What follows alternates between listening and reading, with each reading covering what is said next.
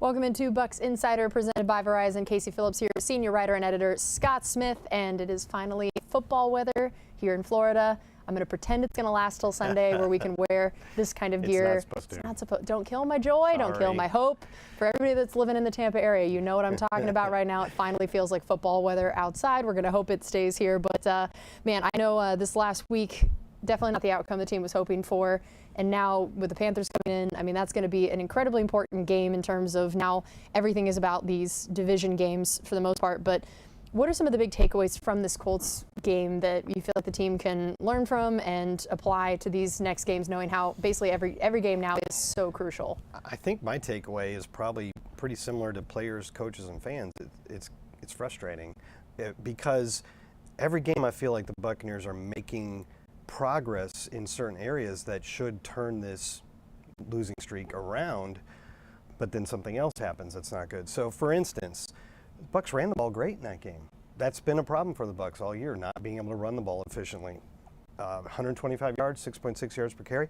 They played great third down defense, 2 of 11. Those are two of the major problems that the Buccaneers were experiencing early in the season. You resolve those and you think, okay, now we're going to get the results we want. But then other stuff happens, like now you're struggling to score points in the red zone, things like that. This is when you hear Coach Bowles talk after a game or on Monday, this is what he's talking about when he says it's just something different all the time. And they don't understand. It's hard to understand because when they practice, they do fine. And then in the games, one person here, one person there does the wrong thing and it doesn't work out. And so this is still a team that totally believes, you can tell after every game, even after the losses in the locker room, this is a team that totally believes that it can win every game, but it's just not getting it done. So, you know, it's still out there in front of them. It feels weird to say they're only a game out of first. I mean, you don't like to keep saying that after every loss, but it's true. They're only a game out of first, and there's 6 games to go, including 4 against division opponents, including 2 against the 1-1 Panthers, and starting this week. So it's all still in front of the Buccaneers, but at the moment I think there's a lot of frustration that they can't get it all right on the same day. Yep, yeah, that makes complete sense. In terms of the game, we've joked on this show every week that we might as well have a Levante and Mike Evans segment every week. Well, unfortunately, we're not going to be able to have a Levante one since he had to miss the game. Right. We do still have Mike Evans one because, again, every week he's just given us stats, he's given us things to talk about, and has given us just reminders of what a all-time great player he is. Yeah, he scored 2 touchdowns to get to 90. He's just the 15th player in the history of the NFL to have 90 or more touchdown catches. He has more 2 touchdown games than everybody except Davante Adams among active players. And if you look at that 1-yard touchdown pass he just scored, an interesting note about that play. If you look at see how wide open he is? Yeah, that was crazy.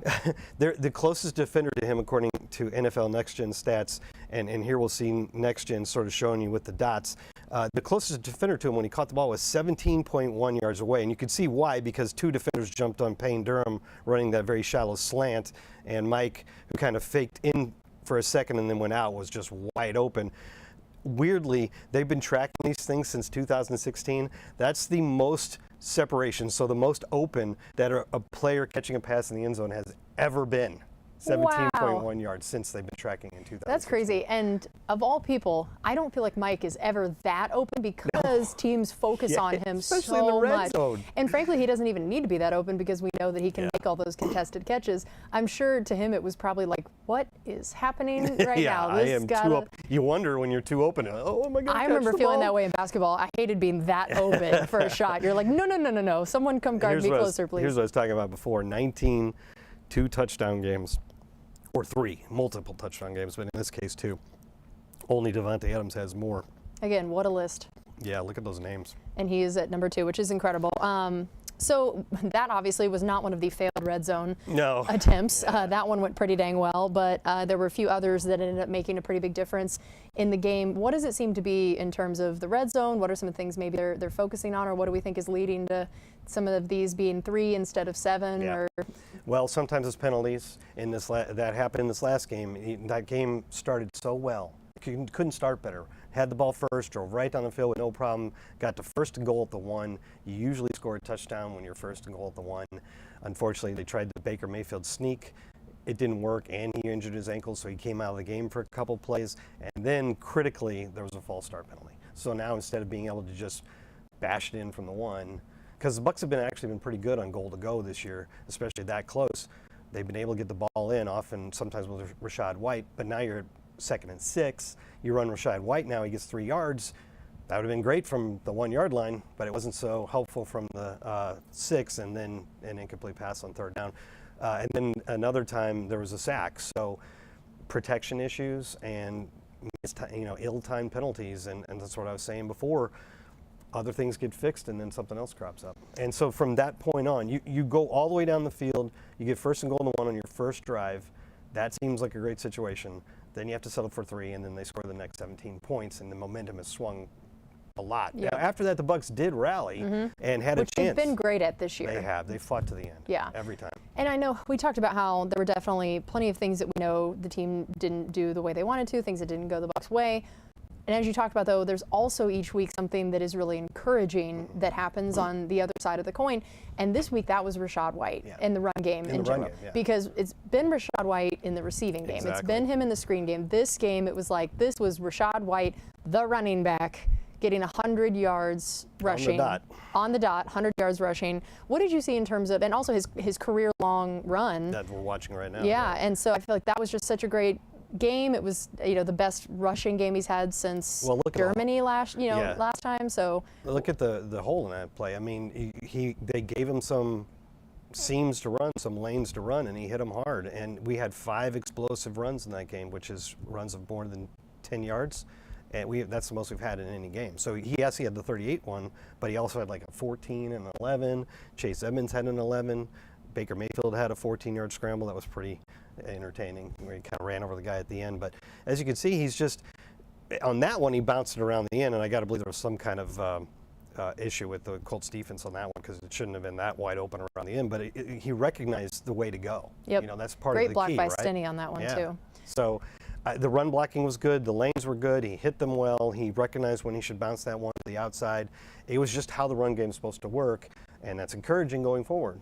Yeah, I think it's a great sign. And another encouraging thing is, man, we got some talent that is young in terms of pass rush. Yeah. Keke Coutee, Yaya Diaby are putting up some incredible numbers for especially how many games, how many snaps they've had. Yaya was coming off the bench. Keke was hurt a lot, and they're still leading rookies in a lot of these sack, tackle for loss, QB pressure type stats. It's just, to me, this is such an encouraging thing thinking about the future of this Bucs pass rush. Yeah, especially because it's both of them. I mean, I guess you sort of expected the 19th overall pick to have an instant impact, but finding impact edge rushers in the 3rd round is not common. Now, there's Keke getting his sack.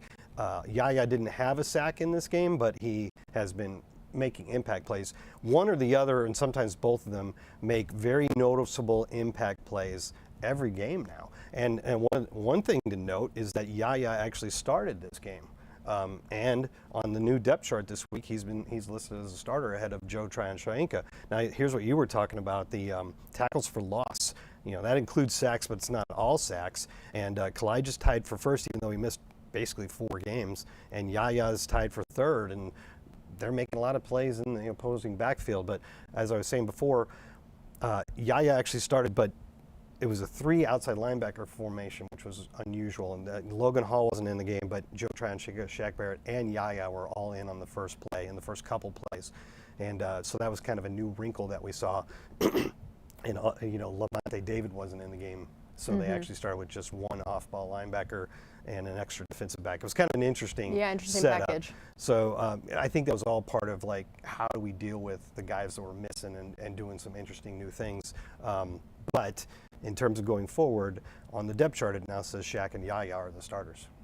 It's going to be interesting to watch for sure. And part of this, the Bucs' recent success on 3rd down is thanks to guys like that making some big plays when it's a more obvious pass rush down. And we saw earlier in the season that was a stat that was killing the Bucs in some games, was the conversion rate on 3rd down, and especially also 3rd and long, was just so out of character for this defense.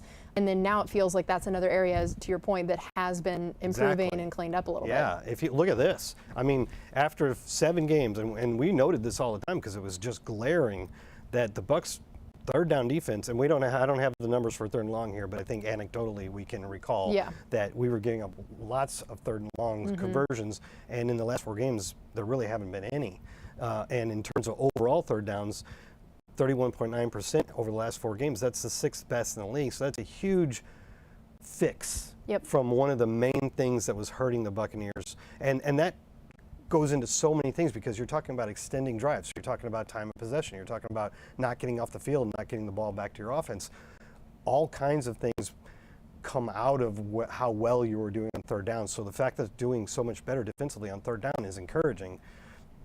Put it all together. Yeah, absolutely. Now we're going to look ahead to this game against the Panthers, and I feel a little deja vu here as I say the Panthers just fired their head coach. The Bucs will be facing an interim because this was exactly the situation that we were in last year. Now, last year I think we were the 2nd game after. Yeah. This year we will be the 1st game after they fired their head coach. Of course, I think that's always an interesting wrinkle it throws in that we've seen. There's a lot of times that teams, for whatever reason, a head coach gets fired and that team maybe that next week has a little extra oomph or something. They're galvanized. With the Raiders this year, some other teams, and also it throws a wrinkle into you don't know what changes are going to be made. This is probably not going to throw out the whole playbook, but you never know. Now you've been scouting a team led by this guy. Now they're led by somebody else. It's an interesting wrinkle, particularly late in the season. Yeah, there's kind of one thing that's sort of concrete and one that's not so much, and that latter one is what you were talking about, that new coach bounce like the Raiders got when they fired Josh McDaniels and won their next 2 games.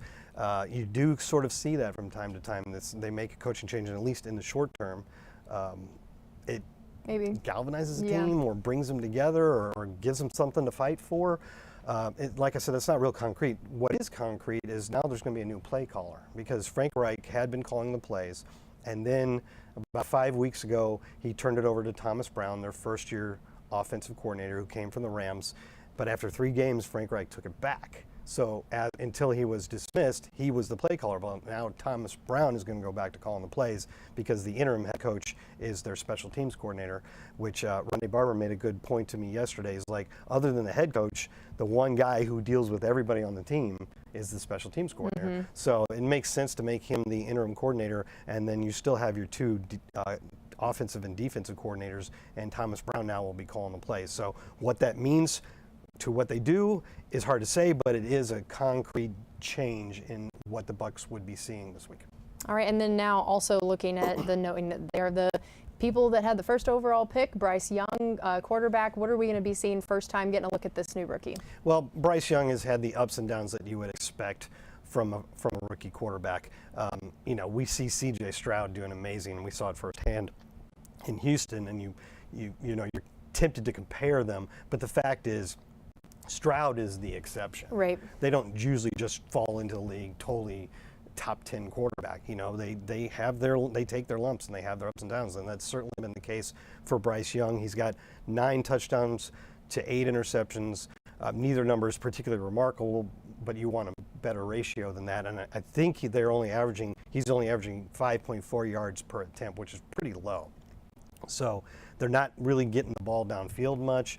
And Adam Thielen is their leading receiver. He's got 77 catches, which is a lot, but he's only averaging a career low 9.5 per catch. So again, they're not getting the ball downfield. It's more of a possession type thing.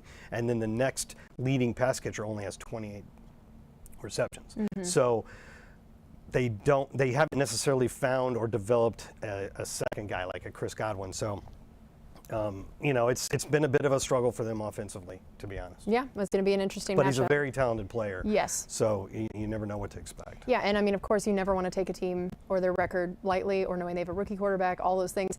That thankfully, I don't think the Bucs are in a position to do that because they now know what these division games mean. So I don't think that you're worried at all about them taking a 1-10 team lightly, knowing that, man, we need this. Coach Bowles was like, when this kind of topic was thrown at him on Monday, he's like, none of that matters to us. We have to fix us.